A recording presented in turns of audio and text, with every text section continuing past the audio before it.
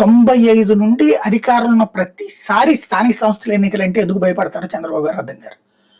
కిరణ్ కుమార్ రెడ్డి పెట్టాడు కదా, రాజశేఖర రెడ్డి ఎక్కడా మిస్ కాలేదు కదా, కేసీఆర్ పెట్టాడు కదా, ఈవెన్ రేవంత్ రెడ్డి పెట్టాడు కదా.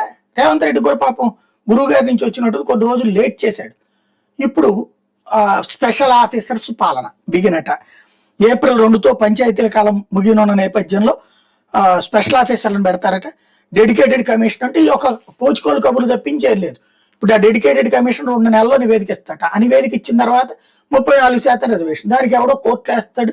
అద్దెరేదాకా ఎన్నికలు లేవని ఇంకో 2-3 నెలలు, అంటే ఒక 5-6 నెలల పాటు ఎన్నికలకి. అంటే మన దగ్గర ఉన్న అనేక మంది కార్యకర్తలు నాయకులు అవుతారు. గ్రామీణ ప్రాంతంలో వార్డు మెంబర్ అవుతాడు, సర్పంచ్ అవుతాడు, ఎంపీటీసీ అవుతాడు, జెడ్పీటీసీ అవుతాడు, కౌన్సిలర్ అవుతాడు, మున్సిపల్ డిప్యూటీ చైర్మన్ అవుతాడు, చైర్మన్ అవుతాడు, లేకపోతే కనుక మేయర్ అవుతారు, డిప్యూటీ మేయర్ అవ్వచ్చు, మహిళలు అవ్వచ్చు, మగవాళ్ళు అవ్వచ్చు. మంచి అవకాశాలు. అది నోటి దగ్గరకు వచ్చిన ముద్ద. 3 పార్టీల వాళ్ళకి చక్కటి అవకాశం.